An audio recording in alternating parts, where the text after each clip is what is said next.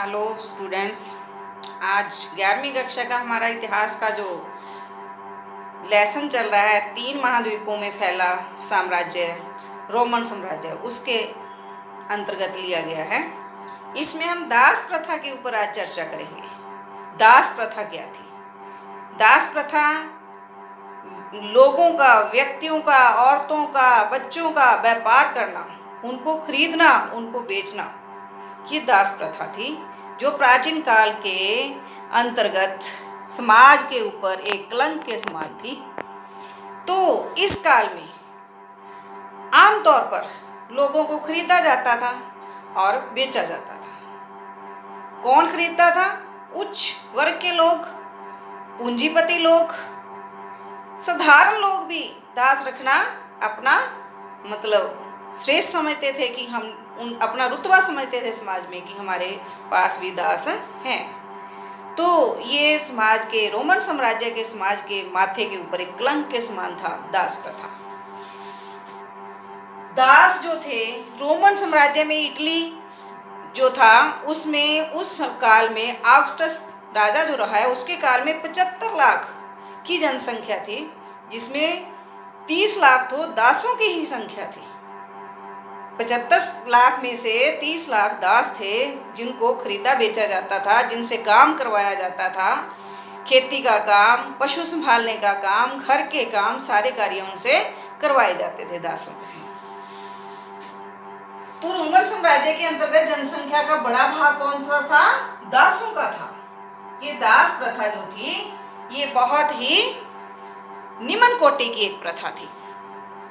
दूसरा है साधारण व्यक्ति के पास 7-8 दासों का होना। जो आम लोग जो थे, जो ज्यादा उच्च दर्जे के नहीं थे, उनके पास भी 7-8 लोग दासों के रूप में कार्य करते थे। ये दास बेचारे अपनी मर्जी से अपनी शादी तक नहीं कर सकते थे, अपने मालिक की मर्जी के मुताबिक ही अपनी शादी कर सकते थे, अपने जीवन को अपने ढंग से कहीं भी नहीं जी सकते थे। अवांछित बच्चों को दास बनाना तीसरा हमारा पॉइंट है। अवांछित बच्चे, ऐसे बच्चे जो पिता द्वारा फेंक दिए गए हों, जिनको वो अपने घर परिवार में नहीं रखना चाहते, तो ऐसे बच्चों को दास बना लिया जाता था। इन दास बच्चों से भी 5-6 साल की आयु में ही काम करवाना शुरू कर दिया जाता था। तो कई बार अंधेरे के अंदर भी ये बच्चे काम करते, जो मशीनें लगी होती थी कारखानों के अंदर भी ये काम करते।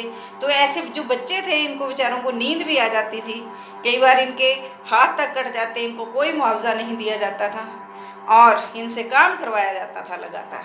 तो एक बहुत ही भयावह स्थिति थी दास प्रथा की। इसके साथ ही अगला है रोमन साम्राज्य के माथे का कलंक। पहले भी हमने डिस्कस किया कि इतने अधिक दासों की संख्या का होना, 75 लाख।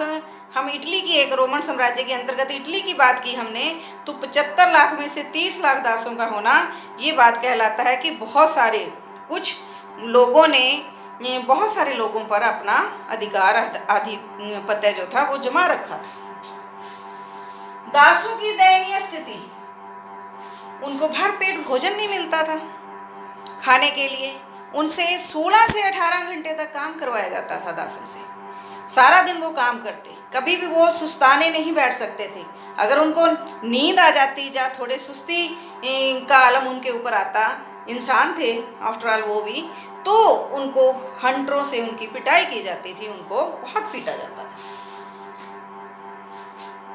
आगे रात के समय तहखानों में रखा जाना, दासों की हंटरों से पिटाई करना, इससे अगला पॉइंट है रात के समय तहखानों में रखा जाना। अंधेरे के अंदर दासों को धकेल दिया जाता था, रात को तहखाने के अंदर रहें, कहीं दूर भाग ना जाएं, इसलिए उनको तहखानों के अंदर रखा जाता। चाहे उसमें हवा जो है वो प्रवेश कर रही है कि नहीं कर रही, मच्छर हैं, मक्खियां हैं, कुछ भी हैं, उनको उनके अंदर ही सोना पड़ता था।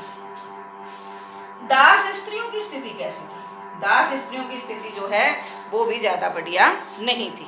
पुरुषों के मुकाबले वो कार्य करती थी, लेकिन उनको उतना उसका कुछ भी नहीं दिया जाता था, और इसके अलावा मनोरंजन की वस्तु के रूप में उनको प्रयोग किया जाता था। वो कभी भी अपनी जो उसका मालिक होता था उसको कभी भी कहीं भी किसी बात के लिए मनाही नहीं कर सकती थी। उसको विलासिता की वस्तु समझा जाता था। इनकार करने वाली औरतों के ऊपर बहुत अत्याचार किए जाते थे। वो कहीं भी किसी भी कोर्ट में अपनी याचिका नहीं कर दे सकती थी कि उसके ऊपर अन्याय किया जा रहा है। इसके बाद है दास बच्चों की स्थिति। दास बच्चे कौन थे? पिता के द्वारा फेंके गए बच्चे, या दासों के बच्चे, जो दास पिता थे, दास माताएं थी, उनके बच्चे जो थे, उनकी स्थिति भी बहुत ही खराब थी। आपको बताया मैंने 5-6 साल की आयु में ही उनसे काम लेना शुरू कर दिया जाता था। तो और वो काम, खतरनाक काम के ऊपर भी उनको लगा दिया जाता था। मशीनों की सफाई करने के लिए लगा दिया जाता था। कई बार बच्चों को नींद आ जाती, कई बार बच्चों को अंधेरे में काम करना पड़ता। बच्चे ना समझ होते हैं, हाथ पैर उनके कट जाते, लेकिन फिर भी उनका कोई ध्यान नहीं रखा जाता था। कहने का मतलब पशु के समान उनके साथ व्यवहार किया जाता था। आगे फिर दासता से मुक्ति। जो ये दास प्रथा थी, इससे मुक्ति कैसे पा सकते थे दास? कुछ लोग तो जब उनकी मृत्यु का समय आता तो उस समय कोई भले का कार्य, मृत्यु का समय नजदीक आने पर, समय जब नजदीक आता तो अपने दासों को मुक्त कर देते थे कि वो दास अब मुक्त हैं भले का कार्य करने के लिए। और कई बार क्या होता था कि दासों को मालिकों से मुक्ति प्राप्त करने के लिए अपनी कीमत चुकानी पड़ती थी। जैसे वो कीमत 20 से 25 पाउंड तक हो सकती थी। इसके अलावा कई बार दास जो अच्छा कार्य करते थे, उनके कार्य से प्रसन्न होकर भी उनके मालिक कई बार उनको दासता से मुक्ति दे देते थे। इसके साथ साथ कई बार ऐसा भी होता था कि मालिक अपनी दासियों से शादी करना चाहते हैं तो वो उनको दासता से मुक्ति देकर उन दासियों से शादी भी कर लेते थे। तो आज का टॉपिक यहीं तक, मिलते हैं अगले टॉपिक के साथ। Thank you.